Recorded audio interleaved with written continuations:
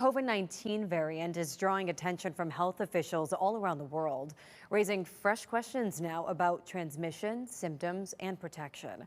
Joining us now to tell us more is Dr. Paul Anthony, Assistant Director of Infectious Disease at Hartford Hospital. Doctor, thank you for your time.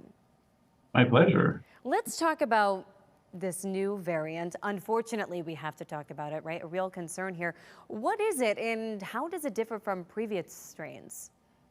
Yeah, so this new strain going around, it's called cicada. It's going around in a few states, Connecticut including. And the good news is it's not the major strain going on right now. And it's basically the reason they call it cicada is because just like the insect, it's been underground a little bit. It was first identified in 24. Never really heard about it, and now it's coming back.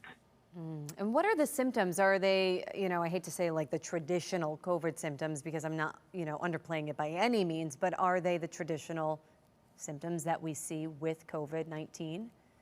That would be correct, yes. So same symptoms like there's some sore throat, some stuffy nose, now anything of the stuff we've been seeing from COVID over the years. Yeah. Okay, and how do we know, when it's time maybe to seek treatment or see a doctor?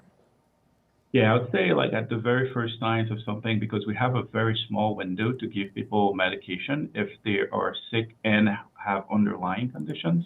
So I'd say get tested early, and if it's COVID, talk to your provider about it. And let's talk about vaccines. How effective are current vaccines and boosters against this new variant? So they're still effective at limiting severe disease, but like the hallmark of this new variant is that it has a lot of mutations at the target where the vaccine and the antibodies would hit. But it still shows that, we don't see any increase in more severe disease, thankfully. And lastly, doctor, what public health measures are being recommended, I guess, at this time to limit the spread of this new variant? Yeah, I would stress again, if you are sick, stay home. You don't need to share this with your friends and family. If you really have to be outside, wear a mask, wash your hands. Those would be like the most important public health measures at this point to limit the spread.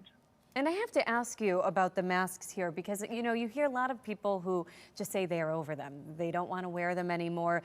But at the end of the day, for people who are really looking to try their best to avoid, getting COVID-19 or even other illnesses, masks, they do work.